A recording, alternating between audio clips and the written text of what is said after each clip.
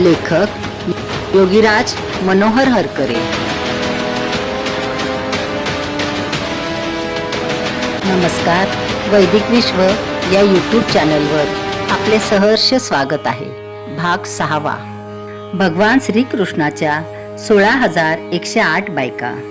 भगवान श्रीकृष्णाच्या पहिल्या 8 बायका म्हणजे अष्टांग योगापासून प्राप्त झालेल्या अष्टसिद्धी होत, ज्या सिद्धींचा आपल्या पत्नीप्रमाणे साधक उपयोग करून घेऊ शकतो, अशा त्या कृष्णाच्या पहिल्या 8 बायका होत। उरलेल्या 16,000 बायका श्रीकृष्णाने अन्य मार्गाने प्राप्त केल्या। या कथेत भगवान वेदव्यासांनी पुन्हा एकदा आपल्या श्रेष्ठ बुद्धीचा परिचय दिला आहे। पूर्व प्रदेशात साधकाच्या आरंभीच्या काळातील जीवनात नरकासूर नावाचा असुर अतिशय उन्मत्त होऊन आजूबाजूच्या राजांवर हल्ले करून त्यांना छळत असे आणि त्यांच्या अविवाहित कुमारी कन्यांना पळवून घेऊन जात असे। त्यांच्यावर तो बलात्कार करून त्यांना तो आजन्म आपल्या बंदीशाळेत बंदिस्त करून ठेवित असे। अशा तऱ्हेने त्याने 16,000 कुमारिकांना भ्रष्ट करून आपल्या बंदीशाळेत ठेवले होते। परंतु दुर्भाग्यवश नराधम नरकासुराला धडा शिकवून त्यांच्या बंदीशाळेतील 16,000 कुमारिकांना कोणीच सोडवू शकले नाही। काय या वीर प्रसवाभूमीमध्ये अशा प्रकारच्या दुष्ट नरकासुराला मारणारा एकही सुपुत्र मिळाला नाही? हो, असे होते खरे। असे पाहून त्या दुष्ट नरकासुराला शिक्षा करण्यासाठी स्वतः भगवंतांना पुढे यावे लागले। आपल्याबरोबर आपली पत्नी सत्यभामेला घेऊन भगवान मध्यरात्री नरकासुराच्या राजधानीत पोहोचले आणि मध्यरात्री त्या दुष्टाला मारून त्याच्या बंदीशाळेतील त्रस्त झालेल्या 16,000 कुमारिकांची त्यांनी मुक्तता तर केली, पण आता त्या 16,000 नारी कोठे जातील? म्हणून भगवान श्रीकृष्णाने त्या 16,000 नारींशी विवाह केला। अशा तऱ्हेने भगवान श्रीकृष्ण नरकासुराचा वध करून परत आले। काय एखादा दुष्ट 16,000 राजांना सतावून त्यांच्या मुली भ्रष्ट करेल आणि तो तमाशा बाकीचे शूर राजे बघत बसतील? त्या दुष्ट नराधमाला मारण्याच्या हेतूने जाणारे भगवान मध्यरात्रीच्या वेळी इतक्या दूरच्या प्रदेशात आपली पत्नी सत्यभामा हिला घेऊन जातील काय? होय, या कथेत नक्कीच अन्य व्यासाशय असला पाहिजे। आपल्या शरीरात सहस्रावधी योग नाड्या असतात। वर उल्लेखिलेल्या 16,000 बायका या आपल्या शरीरातील त्याच योग नाड्या होत। न म्हणजे नाही व रक म्हणजे पुढे जाणे, नरक म्हणजे पुढे न जाणारी अवस्था। अध्यात्मात प्रगती न करणारी जिला व्यास नरकासूर असे म्हणतात। हाच नरकासूर आपल्या शरीरातील योग्य उपयोग न केलेल्या कुमारी नाड्यांवर कुमार्गाने केलेल्या साधनेद्वारा बलात्कार करतो आणि योग्य साधना न करता चांगल्या वृत्तींना बंदीशाळेत बंदिस्त करून ठेवतो।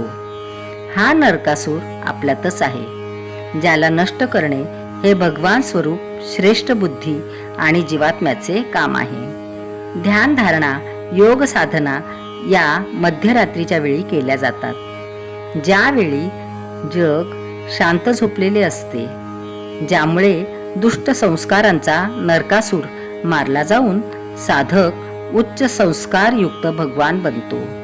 यासाठी नरकासुराला भगवान मध्यरात्री मारतात आणि 16,000 अपहृत बायकांना योग नाड्यांना मुक्त करतात। मग त्या 16,000 नाड्या भगवंताशी विवाह करणार नाहीत का?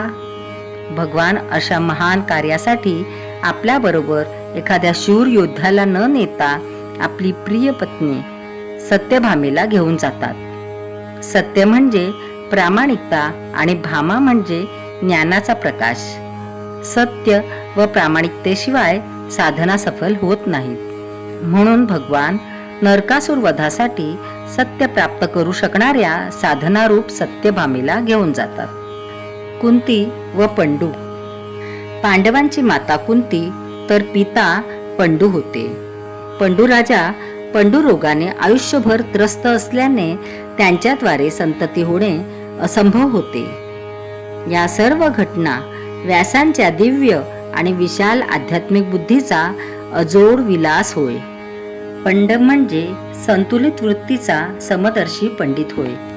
असले समदर्शी पंडित वृत्ती दुनियादारीच्या सर्व कामासाठी वैराग्यशील म्हणजे इतर कामासक्त लोकांच्या दृष्टीने नपुसकच राहणार म्हणून पंडूला नपुसक दाखविले आहे. परंतु असला पंडित वृत्तीने समदर्शी म्हणजे व्यवहारी नसल्याने त्याचे नाव पंडू असे ठेवले आहे. संस्कृतमध्ये पुल्लिंगी शब्दाला उकार लावला की त्याचे पुल्लिंग बनते म्हणून वृत्तीहीन समदर्शी पंडला उकार लावून भगवान व्यासांनी पराक्रमी पंडू बनविला आहे. असल्या दुनियादारीत नपुसक असलेल्या पतीद्वारे कुंतीला वृत्तीरूप मूल होणे शक्य नसल्याने अत्यंत कुशाग्र बुद्धीच्या वेदव्यासांनी कुंतीला देवतांद्वारे पुत्रप्राप्ती करवून दिली आणि त्याकरिता त्यांनी दुर्वास ऋषींची एक कथा रचली आहे. कथा अशी आहे.